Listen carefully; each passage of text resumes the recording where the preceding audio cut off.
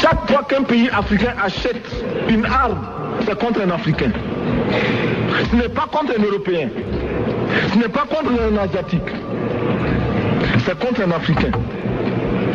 Par conséquent, nous devons également, dans la lancée de la résolution de la question de la dette, trouver une solution au problème de l'armement. Je suis militaire et je porte une arme. Mais Monsieur le Président, je voudrais que nous nous désarmions. Parce que moi, je porte l'unique arme que je possède et d'autres ont camouflé les armes qu'ils ont.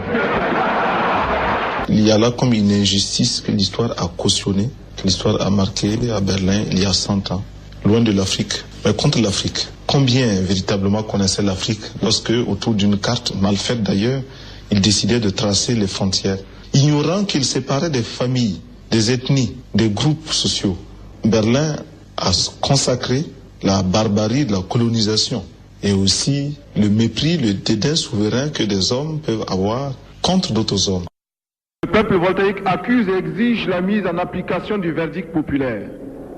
Aujourd'hui, pour la réalisation de ses aspirations profondes, exprimées depuis toujours, le peuple voltaïque s'est forgé un instrument adéquat, les tribunaux populaires révolutionnaires. Nous avons fait un choix et désormais rien ne pourra empêcher le peuple de rendre son verdict. Rien. Désormais ne pourra empêcher le peuple de donner un châtiment exemplaire à toute cette racaille politique qui s'est nourrie de la famine, à toutes ces crapules qui l'ont toujours bafoué, humilié par 1001 vexations. Le peuple voltaïque accuse et le monde tremble. Le monde des exploiteurs, des spoliateurs, de tous ceux qui tirent avantage du système néocolonial tremble parce que le peuple voltaïque, devenu désormais maître de sa destinée, veut rendre sa justice. La création des tribunaux populaires révolutionnaires se justifie par le fait qu'en lieu et place des tribunaux traditionnels, le peuple voltaïque entend désormais matérialiser dans tous les domaines, dans tous les secteurs de la société, le principe de la participation effective des classes laborieuses et exploitées à l'administration et à la gestion des affaires de l'État. Les juges des tribunaux populaires révolutionnaires ont été choisis au sein des travailleurs et par les seuls travailleurs avec la mission d'accomplir la volonté du peuple. Pour ce faire, nul besoin pour eux de connaître les vieilles lois. Étant issus du peuple, il suffit qu'ils se laissent guider par le sentiment de la justice populaire. En l'absence de textes codifiés, il leur suffit de s'appuyer sur le droit révolutionnaire en rejetant les lois de la société néocoloniale pour que les acquis de notre révolution soient sauvegardés. Nous avons fait le choix entre deux formes de droit. D'un côté, le droit révolutionnaire du peuple. De l'autre, l'ancien droit réactionnaire de la minorité. La justice que vous êtes appelés à rendre s'inspire des principes démocratiques de notre révolution. Une démocratie pour le peuple et contre les exploiteurs et les oppresseurs. Tel est le fondement de l'activité des TPR. Laissez les tenants de la démocratie dite pure à leurs pleurnicheries et à leurs atermoiements.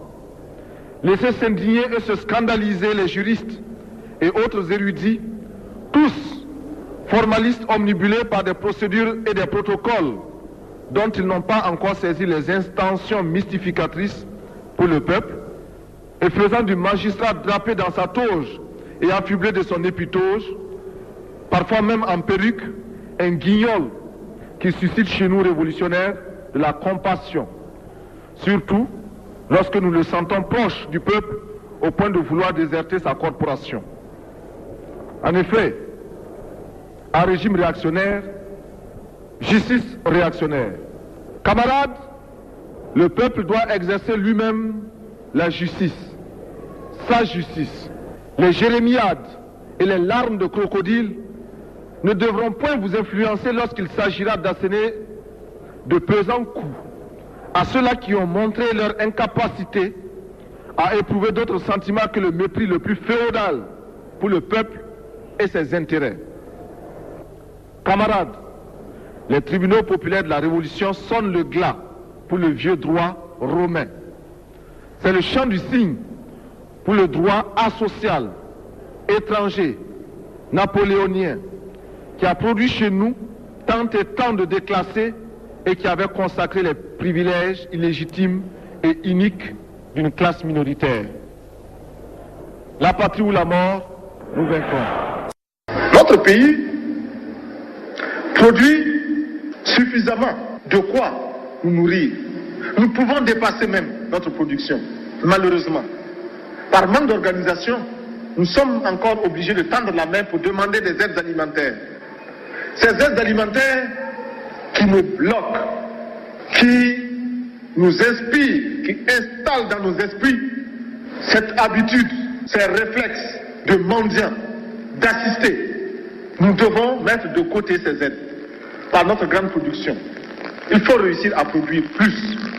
Produire plus. Produire plus parce que il est normal que celui qui vous donne à manger vous dicte également ses volontés. Nous consommons que ce que nous contrôlons. Il y en a qui demandent mais où se trouve l'impérialisme. L'impérialisme, regardez dans vos assiettes, quand vous mangez les grains de riz, de maïs, de mil importés, c'est ça l'impérialisme, n'allez pas plus loin. Thomas Sankara, dans tous les sacrifices qu'il demande, montre effectivement l'exemple.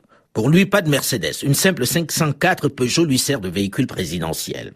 Fidel Toé était le directeur de cabinet de Thomas Sankara. Il recevait de l'argent, des masses d'argent, mais il le mettait toujours dans un projet et il les montrait à tout le monde. Je crois que beaucoup de ministres peuvent vous dire, dans le conseil de ministres, il peut venir, il vous dit, bon, voilà, amenez la valise de Bongo là. Et c'est devant nous tous qu'on ouvre. Il y a tant de millions. Et immédiatement, ministre chargé du budget, vous prenez l'argent, vous le mettez dans un compte. Après, nous allons nous revoir et nous verrons dans quel projet ou vers quel barrage à construire nous allons destiner cet argent-là ou bien amener la valise de Houphouët-Boigny et puis on va l'ouvrir aussi devant tout le monde. C'est tant de francs. Et je crois que c'est certains, peut-être, qui ont vu que, tiens, être président, ça peut vous donner tant d'argent, tant de possibilités. Et ça a suscité vraiment de la jalousie au sein même de gens qui se disent révolutionnaires et qui disent agir pour le peuple. La journée du mari au marché. Les hommes sont obligés de faire eux-mêmes les courses pour se rendre compte du prix de la nourriture. Une journée qui va donner lieu à un spectacle inédit dans le pays. Nous ne pensons pas qu'il soit normal qu'un homme, pour aller travailler et gagner son salaire, laisse à la maison une femme et des enfants. Une femme qui est obligée de balayer, laver le linge, faire la cuisine, servir le repas et qui en retour n'a absolument rien. Nous pensons, il est certain que si chaque homme devait de temps en temps abandonner son travail pour courir à la maison, laver le linge, balayer la maison, faire le repas et le servir, eh bien, nous ne pourrions jamais avoir les salaires que nous avons. Il n'est donc pas normal que des hommes disent « mon argent, c'est mon argent ». Un homme qui se marie ne peut pas dire que ce qu'il gagne lui appartient à lui et à lui seul. Il a gagné avec toutes les personnes qui l'ont aidé à travailler. Les femmes sont conquises. Thomas Sankara sait comment leur parler. Je sais que des maris ont commencé à dénigrer ces mesures-là. Je sais que des maris ont commencé à dire que la révolution c'est dehors mais pas chez eux. Eh bien, je tiens à leur dire que la révolution a commencé à la place publique, à la place de la révolution. Mais la révolution entrera non seulement dans les bureaux, dans les ateliers, mais la révolution entrera dans les foyers et jusqu'au lit. Les maris qui battent les femmes, les maris qui torturent les femmes, la patrie ou la mort. Parce que la tentation sera pour certains hommes, dehors de crier la patrie ou la mort, nous vaincrons. Et dedans, de dire à la femme, si Sankara t'a flatté, tu vas voir. Beaucoup d'hommes ont commencé à dire que cette mesure-là va casser les foyers. Eh bien, nous disons, est-ce qu'avant cette mesure, il n'y avait pas de divorce au Burkina Faso? Donc, s'il y a divorce, Ce n'est pas à cause de la mesure, ce sont des prétextes. Ce que nous visons, c'est imposer la prise de conscience devant un problème, un fléau aussi grave que la désertification. On va voir quelques images du Burkina Faso, de votre pays, essentiel. Oui. Pour ce fléau, nous estimons que la responsabilité n'incombe pas seulement à ces hommes et à ces femmes qui vivent au Burkina Faso, mais également à tous ceux qui, loin de chez nous, provoquent de façon directe ou indirecte des perturbations climatiques, écologiques. Qui peut démontrer aujourd'hui que les engins que l'on envoie dans l'espace ne dérangent pas, ne perturbent pas cet équilibre-là? Vous avez dit qu'effectivement la lutte contre la désertification est anti-impérialiste. Oui, la lutte contre la désertification est un combat anti-impérialiste dans la mesure où nous savons que pour l'impérialisme, l'exploitation des hommes est un acte tout à fait normal, a fortiori l'exploitation des forêts, de quelque façon que ce soit directement ou indirectement. Il y a même des cas, il faut aussi le dire, surtout pendant la période du couvre-feu, d'autres règlements de compte d'un autre genre, mais il faut le dire aussi. Ces camarades qui, parce que militants CDR, responsables de la sécurité, équipés d'un gros fusil, on n'est même pas sûr que ça percute, mais enfin. À l'heure où le couvre-feu était à 19h, à 19h moins 10, il se pointe chez la camarade et commence à dire aux rivaux, aux autres candidats, mais c'est l'heure bientôt, hein. Il faut partir. Il faut partir. Si vous ne partez pas, on vous enferme. Et oui, il y en a qui ont demandé que le couvre-feu soit maintenu pour qu'il puisse régner. Eh bien, nous avons levé le couvre-feu pour que nous soyons tous à égalité. Et ceux qui doivent échouer par leur incapacité échoueront. Il n'y aura plus de ministres qui passeront leur temps à Ouagadougou les week-ends, sauf ceux qui seront retenus. Ils sont là tous. Ils iront sur les chantiers avec la pelle, la pioche, à vos côtés. Ce sont des éléments du peuple, ils sont avec vous. Ils doivent rester avec vous. Ils ne doivent pas se couper de vous. Et ils sont prêts, ils sont mobilisés à le faire. Et camarades, faites en sorte qu'ils ne poussent pas la brouette 20 fois plus vite que vous. Vous avez voulu que le peuple assume le pouvoir. Vous voulez que le peuple ait le pouvoir. Le pouvoir pour le peuple, oui ou non? Oui! Eh bien, le peuple aura le pouvoir avec toutes les conséquences. C'est-à-dire d'abord que le peuple doit combattre ses ennemis, mais que le peuple doit se responsabiliser et faire face également à ses problèmes. C'est-à-dire que vous devez commencer, comme je dis, par combattre vos ennemis. Qui sont-ils? Vos ennemis sont nombreux dans cette région. Et vos ennemis, ce sont les féodaux, les chefs coutumiers. Les chefs qui n'ont pas compris que le peuple n'est pas une vache qu'il faut traire. Les chefs qui n'ont pas compris. Les chefs qui n'ont pas compris que le peuple n'est pas un esclave qu'il faut mener comme un mouton. Ces chefs-là, à partir d'aujourd'hui, n'ont plus leur place à Haute-Volta. Nous disons que vos ennemis, c'est également les fonctionnaires pourris. Il y en a dans tous les domaines, à la préfecture, à la sous-préfecture, à la poste, à la gendarmerie, à la garde nationale, à la douane, au service d'élevage, à l'ORD. Il y en a partout, vos ennemis. Mes camarades, il faut que vous les combattiez. Les fonctionnaires de Tinkodougou, vous devez comprendre qu'à l'heure de la révolution, vous devez vous-même changer. Vous devez être au service du peuple. Les fonctionnaires de Haute-Volta doivent être désormais des agents politiques.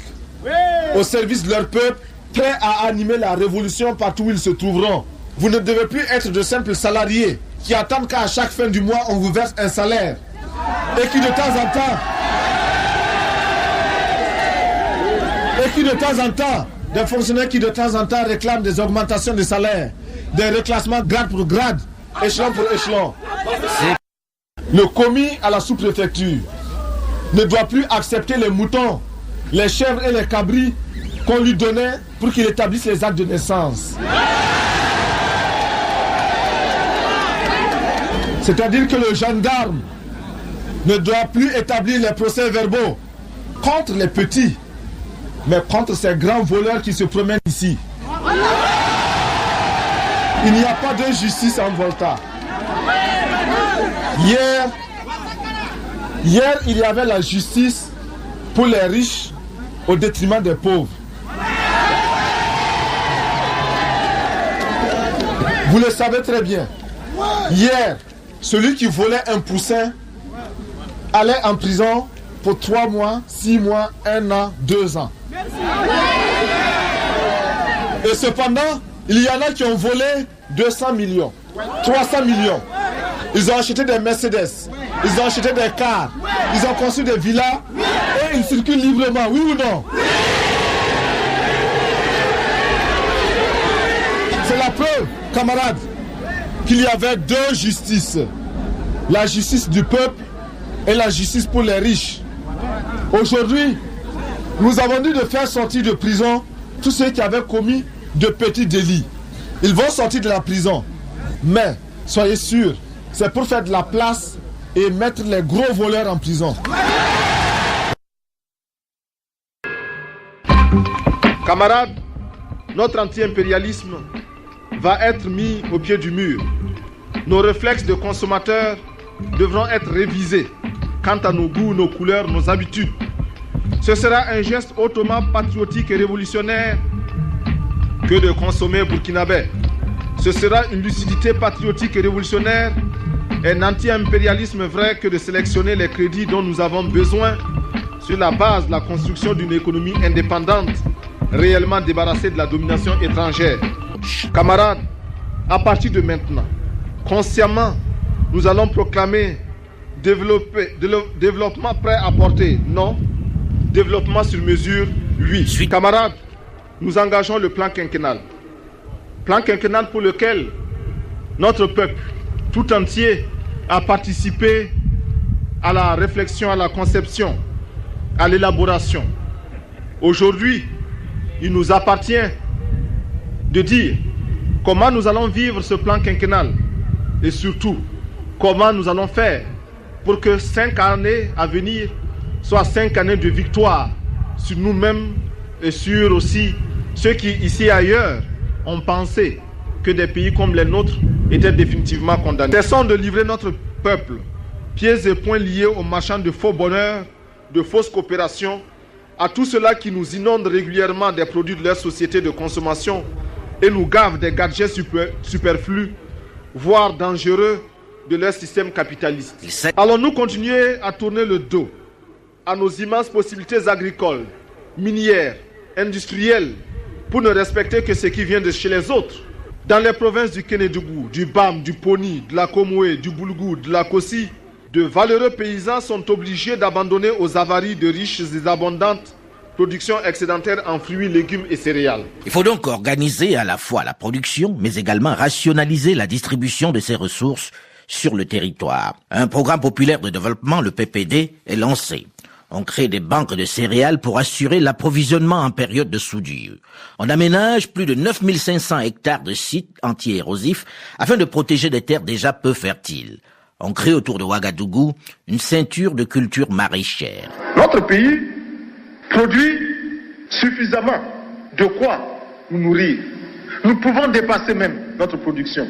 Malheureusement, par manque d'organisation, nous sommes encore obligés de tendre la main pour demander des aides alimentaires. Ces aides alimentaires qui nous bloquent, qui nous inspirent, qui installent dans nos esprits cette habitude, ces réflexes de mendiants, d'assister. Nous devons mettre de côté ces aides par notre grande production. Il y en a qui demandent mais où se trouve l'impérialisme? L'impérialisme, regardez dans vos assiettes, quand vous mangez, les grains de riz, de maïs, de mil importés. C'est ça l'impérialisme, on n'est pas plus loin. Le principal chantier pour parvenir à produire plus est celui de la vallée de Sourou, dans la région ouest du pays. L'objectif est d'y installer 1500 familles d'agriculteurs sur un périmètre irrigué de 5000 hectares. Cette opération est financée, chose assez singulière, par un compte spécial alimenté par les hauts fonctionnaires et les officiers qui ont dû renoncer à leurs indemnités de fonction. Très souvent, il faut le reconnaître, à contre-cœur. Fidel Toé, ancien directeur de cabinet de Thomas Sankara. Il y a eu le Sourou, par exemple, ça c'est la plupart des grands barrages aujourd'hui qui sont hydroélectriques ont été commencés par Thomas Sankara, dessinés, commencés, et les financements négociés, acquis comme Pienga a été pratiquement fait avant, en 87, mais Bagré, qui est un des grands barrages aussi, avait déjà eu ses financements pour débuter. Si ces mesures spectaculaires améliorent la production agricole, il faut dans le même temps développer les moyens de communication qui permettront de mieux la répartir entre les régions. Il faut construire des routes. Mais très vite, la réalité rattrape les révolutionnaires. Il faut de l'argent pour construire ces routes nécessaires à l'acheminement de la production. Alors on va recourir à la mobilisation générale. C'est dans cette optique que démarre la titanesque aventure que l'on baptisera la bataille du rail. Il s'agit de la construction d'un chemin de fer de 300 km entre Ouagadougou et Dori, au pied du mont de Tambao, très riche en manganèse. Ce sont les Burkinabés eux-mêmes et leurs partisans qui doivent remplacer sur le chantier les grandes firmes traditionnelles. À la main, chaque Burkinabé doit poser un rail. La construction du chemin de fer est donc lancée sans financements extérieurs, sans soutien de la Banque mondiale qui donnait la priorité à la construction d'une route. Fidel Toé, ancien directeur de cabinet de Thomas Sankara et ministre sous la Révolution. C'est vraiment un travail titanique que Thomas a voulu réaliser. Le chemin de fer, nos grands-pères, en tout cas, ont été mobilisés dans le cadre des travaux forcés et ont fait le chemin de fer sur l'Abidjan-Niger, comme on dit, la RAN. Donc, depuis Ouagadougou, ils ont posé des rails et se sont croisés avec d'autres Ivoiriens, sans doute, qui faisaient aussi la même chose. Et nous avons décidé, en tout cas, de poser effectivement des rails. Et à chaque occasion, je crois qu'au niveau des fonctionnaires, par exemple, des travailleurs même du secteur privé, il y a des jours qu'on retient pour aller faire la bataille du rail. Donc on délaisse les bureaux et on est à la bataille du rail. Et la présidence, même par moment, ferme ses bureaux, va à la bataille du rail. Les cinéastes qui sont là au Burkina, dans le cadre du FESFACO, quand ils sont sensibilisés à cette idée, ils vont eux aussi à la bataille du rail, ils s'accordent une journée pour venir construire quelque chose. Et en 87, le rail était effectivement déjà à Kaya, à 102 km. Mais depuis 87, les nouvelles autorités, on leur a intimé l'ordre de ne plus continuer même pas 1 kilomètre de rail. Et c'est ça aussi les injonctions de la Banque mondiale, du Fonds monétaire, de toutes ces institutions dites de Bretton Woods là. Mais pourtant, le rail, vous partez dans un pays européen, le rail est développé, permet d'aller partout. Les moindres villages, quand on ferme même une gare, c'est tout un problème là-bas. Les Burkina. Il est inadmissible que d'autres viennent nous révéler les trésors de notre artisanat et que ce soit nous-mêmes qui leur offrions le ridicule spectacle de nègres évolués se ruant sur la pacotille et la camelote d'une industrie pour marcher d'outre-mer. Il faut soutenir la production artisanale nationale, en obligeant par exemple les fonctionnaires et les dirigeants à apporter le faso d'Anfani, un tissu local fabriqué par les tisserands traditionnels et cousu par les tailleurs burkinabés. Il y a un camarade là, où est le camp délégué? Oui, sortez là. Bon, voilà, vous êtes là avec la publicité Levis. Faites la publicité de Levis. Bon, c'est bien. Je vois le jean avec c'est bien cousu là, Levis. C'est bien. Mais ça c'est américain, vous voyez même c'est marqué en bas, San Francisco. C'est écrit San Francisco. Qu'est-ce que vous voulez qu'on fasse? Comment on va faire? L'autre là-bas qui est venu poser la question là. Harvard. Pride quoi? Ouais, formaldehyd. Formaldehyd, voilà. Mais ça veut dire quoi? Mais ici à Kayana, vous croyez qu'il n'y a pas de tisserand pour faire comme ça? Désormais dans les bureaux, dans les cérémonies et même les officiels portent le faso d'Anfani.